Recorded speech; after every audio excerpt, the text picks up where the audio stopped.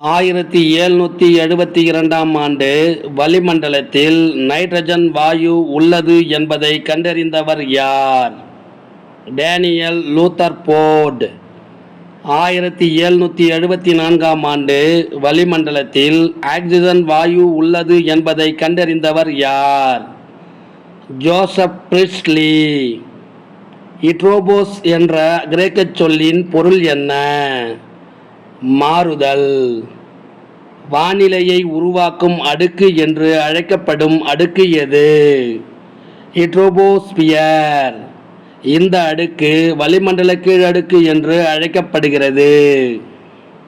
எந்த அடுக்கில் உயரே செல்ல செல்ல வெப்பநிலை குறையும்? ட்ரோபோஸ்பியர். ஓசோனோஸ்பியர் என்று அழைக்கப்படும் அடுக்கு எது? ரேடோஸ்பியர், அதாவது மீள் அடுக்கு. எந்த அடுக்கில் உயரம் செல்ல செல்ல வெப்பநிலை அதிகரிக்கிறது? மீள் அடுக்கு, அதாவது ரேடோஸ்பியர். ஜெட் விமானங்கள் பறப்பதற்கு ஏதுவாக உள்ள அடுக்கு எது? மீள் அடுக்கு, அதாவது ரேடோஸ்பியர். புவியை நோக்கி வரும் விண்கற்கள் எந்த அடுக்கில் நுழைந்ததும் எரிந்து விடுகின்றது? மீசோஸ்பியர், அதாவது இடை அடுக்கு. எந்த அடுக்கில் உயரம் அதிகரித்து செல்ல செல்ல வெப்பநிலை குறைகிறது? இடை அடுக்கு, அதாவது மீசோஸ்பியர். எந்த அடுக்கில் அயனிகளும் மின் அணுக்களும் காணப்படுகின்றன? தெர்மோஸ்பியர், அதாவது வெப்ப அடுக்கு. வெப்ப அடுக்கின் கீழ்ப்பகுதியில் வாயுக்களின் அளவு சீராக காணப்படுவதால் எவ்வாறு அழைக்கப்படுகிறது? ஓமோஸ்பியர் என்று அழைக்கப்படுகிறது. வெப்ப அடுக்கின் மேல் பகுதியில் வாயுக்களின் அளவு சீரற்று காணப்படுவதால் எவ்வாறு அழைக்கப்படுகிறது? ஏட்ரோஸ்பியர் என்று அழைக்கப்படுகிறது. எந்த அடுக்கின் உயரம் அதிகரித்து செல்ல செல்ல வெப்பநிலை அதிகரித்து கொண்டே செல்கிறது? வெப்ப அடுக்கு, அதாவது தெர்மோஸ்பியர். அயனோஸ்பியர் எந்த அடுக்கில் அமைந்துள்ளது? வெப்ப அடுக்கு. புவியில் இருந்து பெறப்படும் வானொலி அலைகள் எந்த அடுக்கிலிருந்து புவிக்கு திருப்பி அனுப்பப்படுகின்றன? வெப்ப அடுக்கு. எந்த அடுக்கில் வாயுக்கள் மிகவும் குறைந்து காணப்படுகிறது? வெளியடுக்கு. எந்த அடுக்கின் மேற்பகுதி படிப்படியாக அண்டவெளியோடு கலந்து விடுகிறது? வெளியடுக்கு. அரோரா ஆஸ்ட்ரியாலிஸ் மற்றும் அரோரா பெரியாலிஸ் என்ற வினோத ஒளி நிகழ்வுகள் எந்த அடுக்கில் நிகழ்கின்றன? வெளியடுக்கு. சூரியனின் மேற்பரப்பில் உருவாகும் காந்த புயலின் காரணமாக வெளியேற்றப்படும் மின் அணுக்களால் துருவ பகுதிகளில் நள்ளிரவு வானத்தில் வானவேடிக்கையின் போது உருவாகும் பலவண்ண ஒளிச்சிதறல் போன்ற காட்சி எவ்வாறு அழைக்கப்படுகிறது? ஆரோராஸ். நிலநடுக்கோட்டு பிரதேசங்களில் வெப்பநிலை அதிகமாக காணப்படுவதற்கு காரணம் யாது? சூரிய கதிர்கள் செங்குத்தாக விழுவதால் நிலநடுக்கோட்டு பிரதேசங்களில் வெப்பநிலை அதிகமாக காணப்படுகிறது. நிலநடுக்கோட்டு பகுதியில் இருந்து தொலைவில் அமைந்துள்ள பகுதிகளிலும் துருவ பகுதிகளிலும் வெப்பநிலை குறைவாக காணப்படுவதற்கு காரணம் யாது? சூரிய கதிர்கள் சாய்வாக விழுவதால் வெப்பநிலை குறைவாக காணப்படுகிறது. கடல் மட்டத்திலிருந்து ஒவ்வொரு கிலோமீட்டர் உயரத்திற்கும் 6.5 டிகிரி செல்சியஸ் வெப்பநிலை குறைவது எவ்வாறு அழைக்கப்படுகிறது? இயல்பு வெப்ப குறைவு விகிதம் என்று அழைக்கப்படுகிறது. கடலில் இருந்து வீசும் காற்றின் தாக்கத்தினால் கடலோர பகுதிகளில் காணப்படும் காலநிலை யாது? சமமான காலநிலை. கடலில் இருந்து தொலைவில் அமைந்துள்ள நிலப்பகுதிகளில் காணப்படும் காலநிலை யாது? கண்ட காலநிலை. பகல் வேளைகளில் கடலை விட நிலப்பகுதி விரைவாக வெப்பமடைந்து காற்று மேல் நோக்கி செல்கிறது. இதன் காரணமாக கடலை ஒட்டியுள்ள பகுதிகளில் குறைந்த காற்றழுத்தம் உருவாகிறது. இதனால் கடலில் இருந்து காற்று மதிய வேளைகளில் நிலத்தை நோக்கி வீசுகின்றது. இக்காற்று எவ்வாறு அழைக்கப்படுகிறது?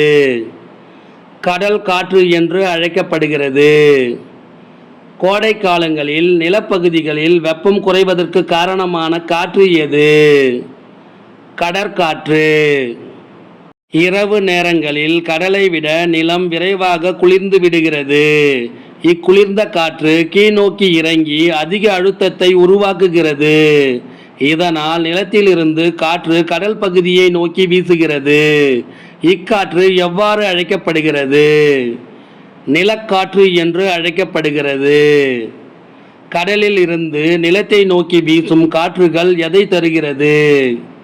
மழை பொழிவை தருகிறது.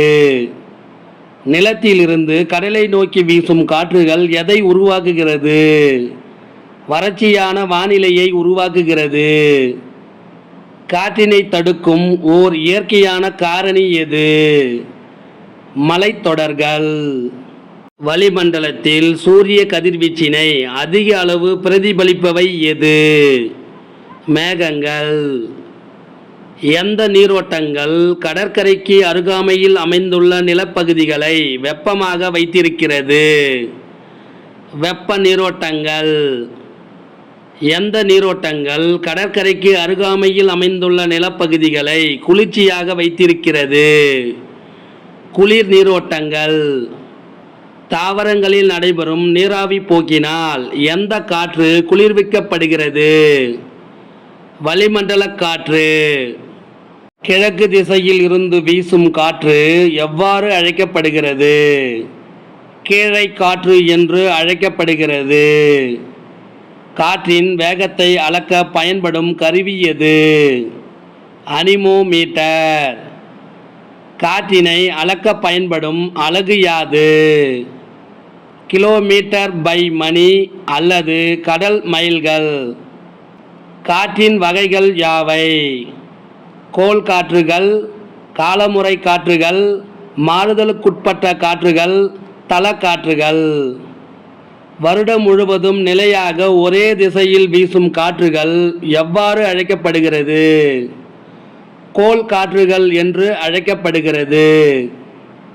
நிலவும் காற்று என்று அழைக்கப்படும் காற்று எது? கோள் காற்று. கோள் காற்றின் வகைகள் யாவை? வியாபார காற்றுகள், மேலை காற்றுகள், துருவ கீழை காற்றுகள். வட மற்றும் தென் அரைக்கோளங்களின் துணை வெப்பமண்டல உயர் அழுத்த மண்டலங்களிலிருந்து நிலநடுக்கோட்டு தாழ்வழுத்த மண்டலங்களை நோக்கி வீசும் காற்று எவ்வாறு அழைக்கப்படுகிறது? வியாபார காற்று என்று அழைக்கப்படுகிறது. தொடர்ச்சியாக அதிக வலிமையுடன் வருடம் முழுவதும் ஒரே திசையில் நிலையாக வீசும் காற்று எது? வியாபார காற்று. கடல் வழி பயணத்திற்கு உதவும் காற்று எது? வியாபார காற்று.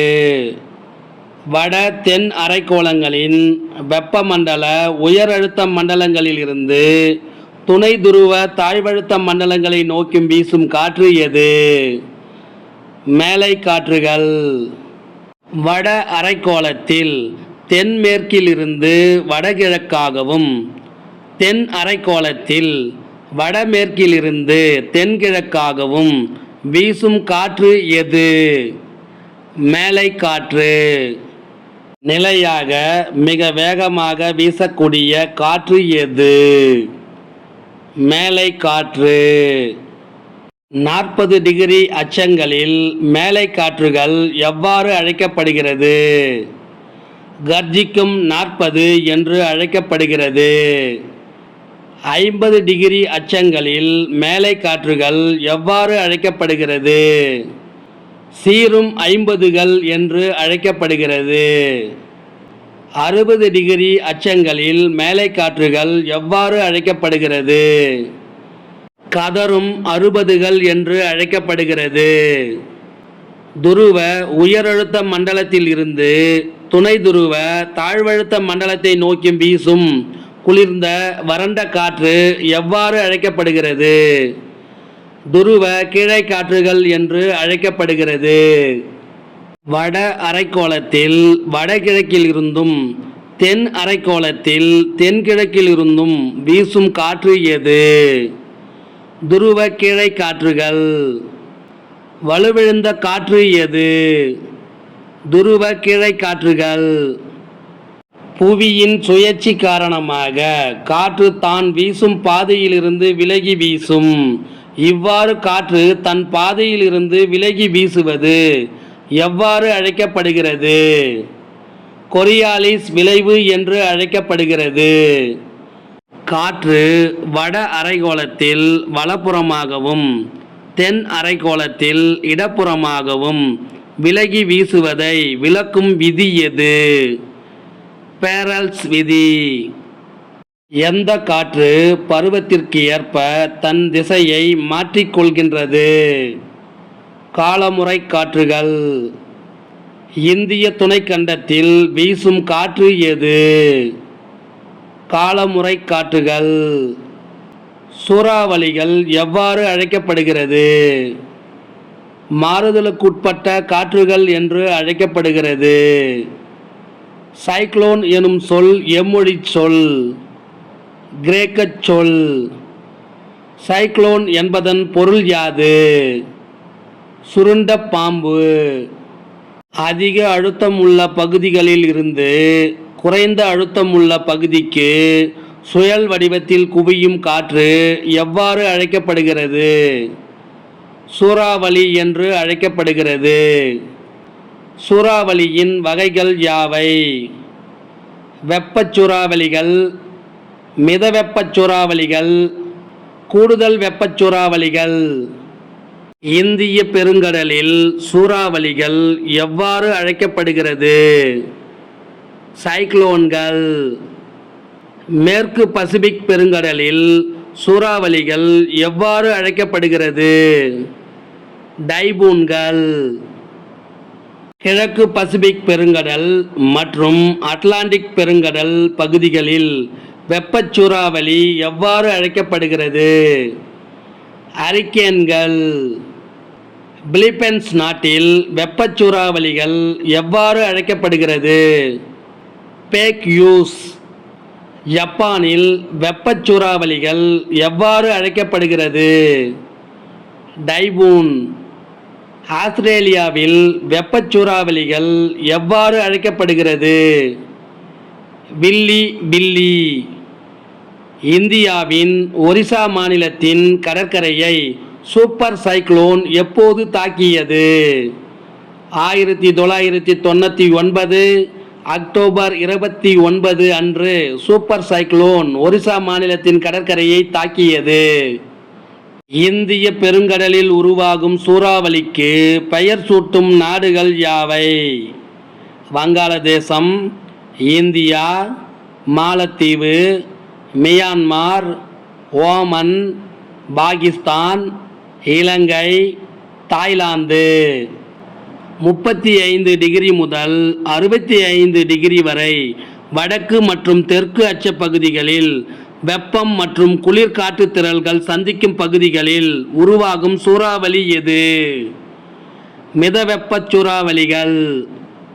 மிதவெப்பச் சூறாவளிகள் உருவாகும் இடங்கள் யாவை?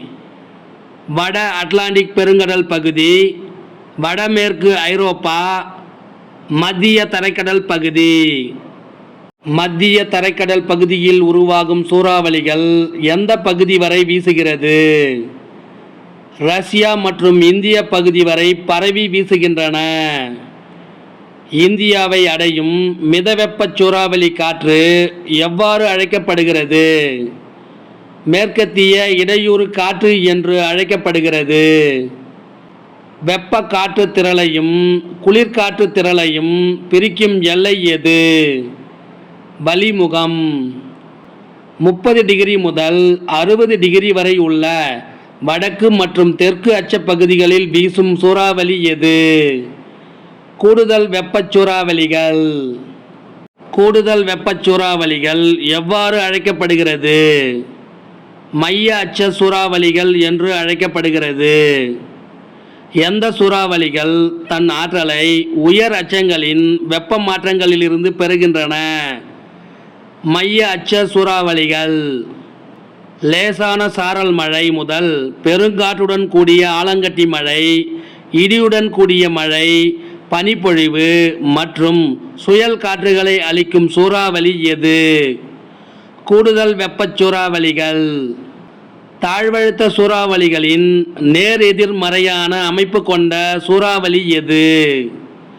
எதிர் சூறாவளிகள். எந்த சூறாவளியில் உயர் அழுத்த மண்டலம் மையத்திலும் தாழ்வு அழுத்தங்கள் அதனை சூழ்ந்தும் காணப்படும்? எதிர் சூறாவளிகள்.